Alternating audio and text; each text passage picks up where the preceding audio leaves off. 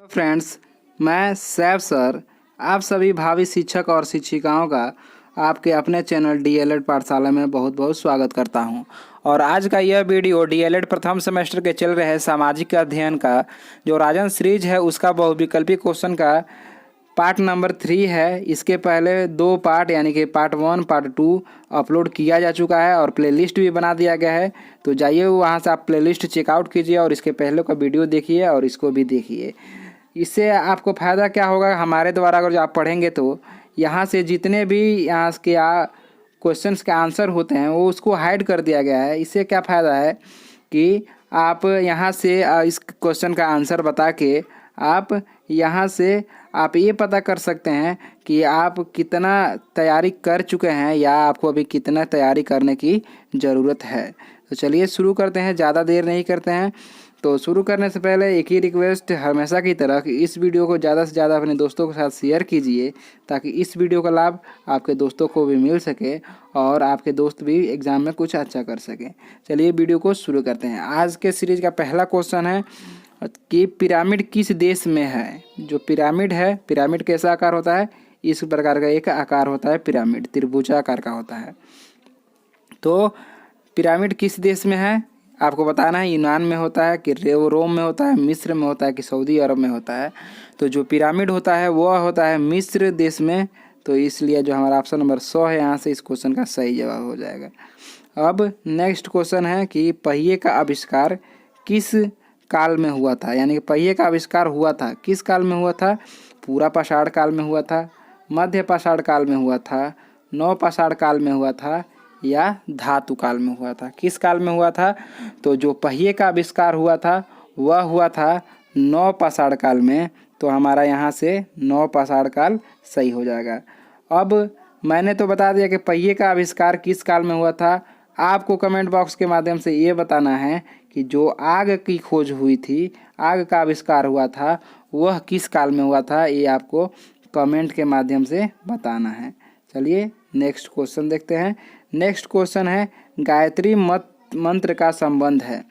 किस वेद में गायत्री मंत्र का उल्लेख किया गया। क्या वो ऋग्वेद है, यजुर्वेद है, सामवेद है या अथर्ववेद है। कौन सा वेद है। तो मैं आपको बता दूं वह है ऋग्वेद, जिसमें गायत्री मंत्र का उल्लेख किया गया है।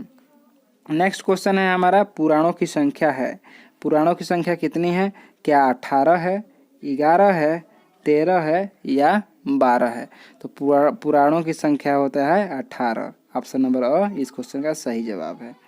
नेक्स्ट क्वेश्चन है बुद्ध संघ एवं धर्म। बुद्ध संघ एवं धर्म त्रिरत्न है, किस धर्म के हैं। तो किस धर्म के हैं। जैन धर्म के हैं, बौद्ध धर्म के हैं, अ तथा ब दोनों या इनमें से कोई नहीं। तो जो बुद्ध संघ एवं धर्म 3 रत्न हैं वह हैं बौद्ध धर्म के। आप यहाँ से रिलेट कैसे कर सकते हैं मैं आपको बता दूं। जैसे यहाँ पे बुद्ध है तो बुद्ध से बौद्ध, बुद्ध से बौद्ध, आप ऐसे रिलेट करके इसको आप याद रख सकते हैं। जैसे यहाँ बुद्ध दिया तो यहाँ बौद्ध मार दिए, तो बौद्ध धर्म से रिलेटेड है। नेक्स्ट है बौद्ध धर्म के संस्थापक कौन है। वो कौन से ऐसे हैं जिन्होंने बौद्ध धर्म की स्थापना की। क्या वो महात्मा बुद्ध थे या लकुलिश थे या सातकर्णी थे या वासुदेव थे। तो जो बौद्ध धर्म के संस्थापक थे यानी कि स्थापनकर्ता थे वह हैं महात्मा बुद्ध। यानी कि यहाँ से भी आप देख लीजिए बौद्ध धर्म बुद्ध, बौद्ध धर्म बुद्ध, यहाँ से आप रिलेट ऐसे कर सकते हैं। नेक्स्ट क्वेश्चन पे बढ़ते हैं। नेक्स्ट क्वेश्चन है सिंधु सभ्यता का सर्वाधिक उपयुक्त नाम है। यानी कि जो हमारा सिंधु सभ्यता है उसका एक और क्या नाम है। अगर जो आपने पिछला वीडियो देखा होगा तो ये आपको पता होगा। क्या नाम है। हड़प्पा सभ्यता है, सिंधु सभ्यता है, सिंधु घाटी सभ्यता है या इनमें से कोई नहीं। तो जो सिंधु सभ्यता का सर्वाधिक उपयुक्त नाम है वह है हड़प्पा सभ्यता।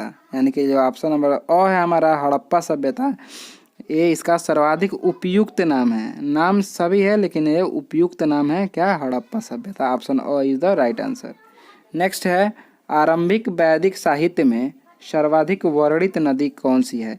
जो आरंभिक यानी जो वैदिक साहित्य का आरंभ हुआ था तब उस समय सर्वाधिक वर्णित नदी कौन सा था? क्या वो सिंधु नदी था, शतद्रुधि नदी था, या सरस्वती नदी था, या गंगा नदी था? तो वह था हमारा सिंधु नदी। जैसा कि आप जानते हैं सिंधु नदी इस क्वेश्चन का सही जवाब हो जाएगा। नेक्स्ट क्वेश्चन है कि सिंधु घाटी सभ्यता, यहाँ से देखिए, सिंधु घाटी सभ्यता के लोगों का मुख्य व्यवसाय क्या था? जो सिंधु सभ्यता के लोग थे उनका मुख्य व्यवसाय क्या था? क्या व्यापार था, पशुपालन था, शिकार था, या कृषि था? तो जो सिंधु घाटी सभ्यता के लोग थे उनका जो मुख्य व्यवसाय था, मुख्य व्यवसाय पूछा जाए तो मुख्य व्यवसाय वो था कृषि। यहाँ से आप ऑप्शन नंबर 2 इस क्वेश्चन का सही जवाब हो जाएगा। नेक्स्ट क्वेश्चन है सिंधु सभ्यता के बृहत स्नानागार कहाँ पाए जाते हैं? बृहत स्नानागार मतलब बड़े बड़े स्नानागार। जब हम अति लघुत्री पढ़ेंगे तो उसमें हम बताएंगे कि कितने बड़े स्नानागार थे। स्नानागार मतलब अभी जो हम लोग बाथरूम कहते हैं यानी कि नहाने का कमरा, वही होता है स्नानागार। कहाँ था? देखते हैं, मोहनजोदड़ो में था, हड़प्पा में था, लोथल में था, या कालीबंगा में था? तो जो हमारा बृहद स्नानागार था वह था मोहनजोदड़ो में, यानी कि ऑप्शन नंबर अ जो है हमारा मोहनजोदड़ो इस क्वेश्चन का सही जवाब है। नेक्स्ट क्वेश्चन 70 के बाद बढ़ते हैं 71 पे। 71 है, यहाँ से देखिए जो 71 नंबर क्वेश्चन है हमारा, मैं थोड़ा सा और इसे बड़ा करता हूँ यहाँ से। हाँ, जो 71 है देखिए, हड़प्पा सभ्यता के अंतर्गत हल से जोते गए खेत का साक्ष्य कहाँ से मिला है? कहाँ से मिला है? रोपड़ से मिला है, लोथल से मिला है, कालीबंगा से मिला है, या वड़ावली से मिला है? तो यह मिला है कालीबंगा से। Option C is the right answer of this question. Next है सैंधव सभ्यता। यहाँ से देखिए, सैंधव सभ्यता की ईंटों का अलंकरण किस स्थान से मिलता है? ये तो खेत जोते गए खेत का साक्ष्य तो जो था कालीबंगा से मिला था। ईंटों का अलंकरण कहाँ से मिलता है? क्या कालीबंगा से मिलता है, क्या मोहनजोदड़ो से मिलता है, चनहुदड़ो से मिलता है, या वड़ावली से मिलता है? तो यह मिलता है कालीबंगा से, यानी कि ये भी कालीबंगा से ही मिलता है। हमारा ऑप्शन नंबर अ इस क्वेश्चन का सही जवाब है। नेक्स्ट है हड़प्पा सभ्यता की खोज कब हुई थी? वह कौन सा ईस्वी है जिसमें हड़प्पा सभ्यता की खोज की गई थी? तो हड़प्पा सभ्यता की खोज ऑप्शन देखते हैं 1935 ईस्वी में, 1942 ईस्वी में, 1901 ईस्वी में, या 1921 ईस्वी में? हड़प्पा सभ्यता की जो खोज की गई थी वह की गई थी 1921 ईस्वी में, यानी कि जो हमारा ऑप्शन नंबर 2 है इस क्वेश्चन का सही जवाब हो जाएगा। और पिछले वीडियो में जैसा कि मैंने आपको बता दिया है कि हड़प्पा सभ्यता के उत्खननकर्ता कौन है, तो आपको इस वीडियो के कमेंट के माध्यम से बताना है। अगर जो आप वीडियो देखे होंगे तो आपको पता होगा कि हड़प्पा सभ्यता के जो उत्खननकर्ता हैं वो कौन हैं। यहाँ पे आपको कमेंट बॉक्स में उसको बताना है। नेक्स्ट क्वेश्चन देखते हैं। नेक्स्ट क्वेश्चन है 74 कि हड़प्पा के लोगों की सामाजिक पद्धति कैसी थी? कैसी थी सामाजिक पद्धति? उचित समतावादी थी, दास श्रमिक आधारित थी, वर्ण आधारित थी, या जाति आधारित थी? तो यह थी उचित समतावादी, यानी कि ऑप्शन नंबर ए उचित समतावादी थे ये लोग। तो हमारा ऑप्शन नंबर अ सही हो जाएगा। नेक्स्ट है उत्तरी ध्रुव से दक्षिणी ध्रुव तक खींची गई रेखा को क्या कहते हैं? भूमध्य रेखा कहते हैं, देशांतर रेखा कहते हैं, कर्क रेखा कहते हैं, या सभी कहते हैं? तो देख लीजिए आप यहाँ से एक छोटा सा फिगर के माध्यम से, ये मान लीजिए हमारा ग्लोब है और ए है उत्तरी ध्रुव और ए है दक्षिणी ध्रुव। तो कह रहा है कि जो उत्तरी ध्रुव से दक्षिणी ध्रुव तक खींची जाए, यानी कि ऐसे उत्तरी ध्रुव से दक्षिणी ध्रुव तक खींची जाए, इन रेखाओं को हम क्या कहते हैं? तो इन रेखाओं को हम कहते हैं देशांतर रेखा। इन रेखा को क्या कहते हैं? देशांतर रेखा। वही अगर जो बात किया जाए कि यह पश्चिमी, अगर जो पश्चिमी से पूर्वी तक की ओर खींचा जाए तब इसे क्या कहेंगे? तो इसे कहते हैं अक्षांश रेखा। तो ये अक्षांश रेखा हो जाएंगे। और जो उत्तरी ध्रुव से दक्षिणी ध्रुव तक खींचे जाएंगे यह हो जाएगा हमारा देशांतर रेखा। फिलहाल इस क्वेश्चन का जवाब है देशांतर रेखा। ऑप्शन ब is the right answer. Next है, भारतीय लोकतंत्र के समक्ष चुनौती है। कौन सी चुनौती है? गुट निरपेक्षता है, धर्मनिरपेक्षता है, सांप्रदायिकता है, या इनमें से कोई नहीं। तो जो भारतीय लोकतंत्र के समक्ष सबसे बड़ी चुनौती है वह है हमारी सांप्रदायिकता, इसलिए जो हमारा ऑप्शन नंबर 100 है इस क्वेश्चन का सही जवाब हो जाएगा। नेक्स्ट क्वेश्चन है, भारत में सबसे अधिक जनसंख्या वाला राज्य। यहाँ से देखिए कि भारत में सबसे अधिक जनसंख्या वाला राज्य कौन सा है? तो कौन सा है? महाराष्ट्र है, पंजाब है, बिहार है, या उत्तर प्रदेश है।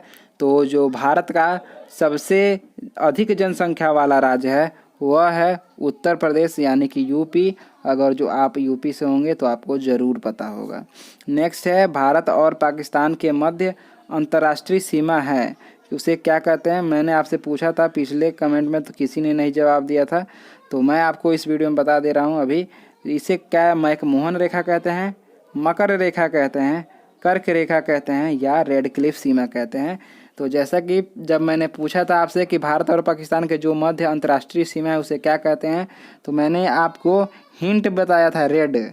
यहाँ से रेड मैंने बताया था कि रेड से शुरुआत होगा, तो देखिए यहाँ से रेड क्लिफ सीमा यानी कि रेड क्लिफ रेखा भी इसे कहते हैं, और यही होता है भारत और पाकिस्तान के मध्य अंतर्राष्ट्रीय सीमा।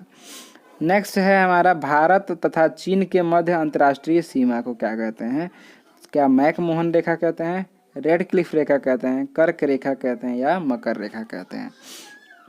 तो इसे कहते हैं मैकमोहन रेखा, क्योंकि जो भारत और पाकिस्तान के मध्य होता है उसे रेड क्लिफ कहते हैं, तो ये ऐसे कट गया, इसलिए इसे मैकमोहन रेखा कहते हैं। नेक्स्ट है कि भारत के मध्य से होकर गुजरने वाली रेखा है, कौन सी रेखा है? कर्क रेखा है, मकर रेखा है, अ व ब दोनों है, या इनमें से कोई नहीं। तो जो भारत के मध्य से होकर गुजरता है, एकदम बीचों बीच से होकर गुजरता है, वह गुजरता है कर्क रेखा, यानी कि हमारा जो ऑप्शन नंबर अ है कर्क रेखा इस क्वेश्चन का सही जवाब है। नेक्स्ट क्वेश्चन है कि चाणक्य द्वारा लिखित, यहाँ से देखिए, चाणक्य द्वारा लिखित अर्थशास्त्र में वर्णन है तात्कालिक सामाजिक स्थिति का है, राजनीतिक स्थिति का है, धार्मिक स्थिति का है, या इनमें से किसी का भी नहीं है? तो जो चाणक्य द्वारा अर्थशास्त्र लिखा गया है उसका जो तात्कालिक है, जो तात्कालिक के इसमें कह रहे हैं कि वर्णन किया गया है, वह किया गया है राजनीतिक स्थिति का, यानी कि जो राजनीतिक स्थिति है उसका वर्णन किया गया है। ऑप्शन नंबर ब इस क्वेश्चन का सही जवाब हो जाएगा। नेक्स्ट है, आदि मानव अपनी रक्षा के लिए जिन औजारों का प्रयोग करते थे वे बने थे, किसके बने थे? क्या वे लोहे के बने थे, तांबे के बने थे, पत्थर के बने थे, या लकड़ी के बने थे? तो जो आदि मानव यूज करते थे वह बनाए थे, उन लोगों ने पत्थर के हथियार बनाए थे, और सबसे पहले जो बनाए थे वह बनाए थे कुल्हाड़ी। ये लोग आप याद रखिएगा, ये चीज़ महत्वपूर्ण है। कुल्हाड़ी सबसे पहले बनाया था उन लोगों ने, और वो भी पत्थर का बनाया था। नेक्स्ट है, निम्नलिखित में से कौन सा सामाजिक अध्ययन के अंतर्गत नहीं आता है? सामाजिक अध्ययन के अंतर्गत नहीं आता है, कौन नहीं आता है? इतिहास नहीं आता है, रसायन शास्त्र नहीं आता है, नागरिक शास्त्र नहीं आता है, या भूगोल नहीं आता है? तो जैसा कि आप लोग को ऑप्शन देख के पता चल ही गया होगा कि जो रसायन शास्त्र होता है यह विज्ञान के अंतर्गत आता है, न कि सामाजिक अध्ययन के अंतर्गत। तो हमारा ऑप्शन नंबर ब सही हो जाएगा। नेक्स्ट है, पृथ्वी के मध्य से गुजरने वाली रेखा है, कौन है? भूमध्य रेखा है, देशांतर रेखा है, कर्क रेखा है, या मकर रेखा है? तो जो रेखा यहाँ पृथ्वी के मध्य से होकर गुजरती है, इस रेखा का जो नाम है वह है भूमध्य रेखा, यानी कि हमारा जो ऑप्शन नंबर अ है इस क्वेश्चन का सही जवाब है। इसे 0 डिग्री अक्षांश रेखा भी कहते हैं, या भूमध्य रेखा भी कहते हैं। नेक्स्ट है हमारा क्वेश्चन नंबर 85 कि किस ग्रह को, यहाँ से देखिए, किस ग्रह को सौर परिवार से हटा दिया गया? किस परिवार को, किसको हटा दिया गया? अरुण को, वरुण को, यम को, या मंगल को? किसको हटा दिया गया? तो जो यम है इसको हटा दिया गया, और इसका एक और नाम था, क्या था? प्लेटो था। जो प्लेटो ग्रह था इसको हटा दिया गया, पहले 9 थे, अब बच के कितने हो गए? इसको हटा दिया गया, तो 8 ग्रह हैं अभी हमारे सौर परिवार में। जिसमें हमारी एक प्यारी पृथ्वी भी है। तो अब आप बताएंगे कि जो प्लेटो को यानी कि यम को हटाया गया तो किस सन में हटाया गया, आप लोग इसमें बताएंगे कमेंट बॉक्स में, आप लोग बताएंगे। नेक्स्ट है कि जब सूर्य और चंद्रमा के बीच पृथ्वी आती है तो कहते हैं, उसे क्या कहते हैं। यहाँ से फिगर के माध्यम से देखिए आप लोग कि ये मान लीजिए सूर्य है, यस फॉर सूर्य, यस फॉर सन, सन मतलब सूर्य हो गया, और चंद्रमा, यहाँ से ये हो गया चंद्रमा यानी कि मून। अब इसके बीच में आ जाएगा पृथ्वी, ठीक, पृथ्वी आ गया तो यहाँ से पृथ्वी को हम ई से डिनोट कर दें, ई फॉर अर्थ, अर्थ मतलब पृथ्वी। तो ये बीच में आ गया पृथ्वी। अब कह रहा है कि इस घटना को हम क्या कहते हैं, तो इसे क्या कहते हैं। यहाँ से देखिए जब इन दो सूर्य और चंद्रमा के बीच में पृथ्वी आ जाएगा चंद्रमा के बीच में, तो यहाँ से जो सूर्य का प्रकाश होगा वह यहाँ से पृथ्वी ले लेगा पूरा, और इसके बाद से ये चंद्रमा पे नहीं जाने देगा, तो ये हो जाएगा चंद्र ग्रहण। यानी कि जो हमारा ऑप्शन नंबर ब है ये चंद्र ग्रहण इस क्वेश्चन का सही जवाब है। तो जब सूर्य और चंद्रमा के बीच में पृथ्वी आती है तो वह होता है चंद्र ग्रहण। चलिए और नेक्स्ट क्वेश्चन देखते हैं। नेक्स्ट क्वेश्चन है हमारा 87 क्वेश्चन नंबर, कि जब पृथ्वी और सूर्य के बीच में चंद्रमा आता है, यानी कि ये है हमारा पृथ्वी अर्थ, और ये है हमारा सन यानी कि सूर्य, इसके बीच में आ गया चंद्रमा। चंद्रमा जब आ गया यानी कि मून आ गया, तो वो जो ये सूर्य का रोशनी है वो अर्थ तक नहीं पहुंच पाएगा, तो इसे क्या कहते हैं, इसे कहते हैं हम सूर्य ग्रहण, इसे हम क्या कहते हैं, सूर्य ग्रहण कहते हैं। नेक्स्ट है मोहनजोदड़ो स्थित है, कहाँ स्थित है, पंजाब में, सिंध में, उत्तर प्रदेश में या गुजरात में। तो जो हमारा मोहनजोदड़ो है वह स्थित है, यहाँ से देखिए आप लोग ऑप्शन नंबर बी, यानी कि यह सिंध में है, इसलिए यहाँ मोहनजोदड़ो में एक नदी पाई जाती है जिसका नाम क्या है, सिंधु नदी है। नेक्स्ट क्वेश्चन है हमारा क्वेश्चन नंबर 89, कि हड़प्पा सभ्यता का सर्वाधिक मान्यता प्राप्त समय है। कब जो हड़प्पा सभ्यता है वो उसको सर्वाधिक मान्यता प्राप्त हुई, क्या 2800 ईसा पूर्व से 2000 ईसा पूर्व में, 2500 से 1750 में, 3500 से 1800 में, या निश्चित नहीं हो सकता है। निश्चित नहीं हो सकता है क्या, ये बिल्कुल हो सकता है, क्योंकि यह सर्वाधिक मान्यता प्राप्त वाली जो स्थिति है वह थी 2500 ईसा पूर्व से लेकर 1750 ईसा पूर्व के बीच में, इसी में इसको सर्वाधिक मान्यता प्राप्त हुई। ऑप्शन नंबर बी इस क्वेश्चन का सही जवाब है। नेक्स्ट है पंचायती राज प्रणाली में ग्राम पंचायत का गठन होता है, किसके द्वारा यह होता है या किसके स्तर पर होता है, तो वह ग्राम स्तर पर होता है, प्रखंड स्तर पर होता है, नगर स्तर पर होता है या जिला स्तर पर होता है। तो जो पंचायती राज प्रणाली में ग्राम पंचायत का गठन होता है वह होता है ग्राम स्तर पर। क्यों, क्योंकि जब ग्राम पंचायत का गठन होगा तो वह जाहिर सी बात है कि ग्राम स्तर पर ही होगा। नेक्स्ट है हमारा क्वेश्चन नंबर 91, कि हड़प्पा वासी किस वस्तु के उत्पादन में सर्वप्रथम थे, यानी कि जो हड़प्पा वासी थे वह सबसे ज़्यादा किस वस्तु का उत्पादन करते थे। क्या वह मुद्राओं का करते थे, जौ का करते थे, कपास का करते थे, या कांसे के औजारों का करते थे। तो वह करते थे कपास का उत्पादन सबसे ज़्यादा करते थे, इसलिए इसमें अग्रणी थे यानी कि सर्वप्रथम थे, इसलिए जो हमारा ऑप्शन नंबर 100 है कपास इस क्वेश्चन का सही जवाब है।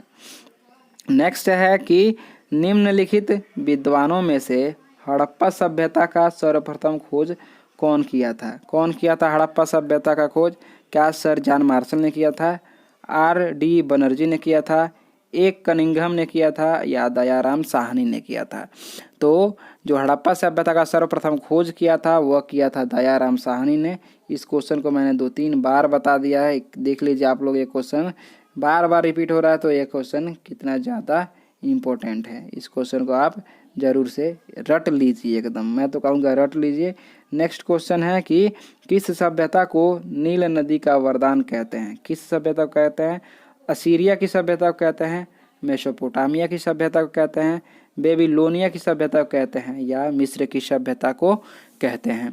तो जो नील नदी का वरदान कहते हैं वह कहते हैं मिस्र की सभ्यता को ऑप्शन नंबर 2 इस क्वेश्चन का सही जवाब है। नेक्स्ट है कि सूर्य के ग्रहों की संख्या कितनी होगी, कितनी है। तो मैंने अभी पिछले क्वेश्चन में बताया कि पहले 9 थी, जिनमें से एक को यानी प्लेटो या यम को निकाल दिया गया है। तो अब कितने बचे हैं, 8 बचे हैं। तो फिलहाल इस क्वेश्चन का जवाब कितना होगा, 8 होगा। देखिए किस ऑप्शन में है, तो यहाँ 2 ऑप्शन में 8 दिया है। तो इस क्वेश्चन का जो ऑप्शन नंबर 2 है 8, यही सही जवाब हो जाएगा।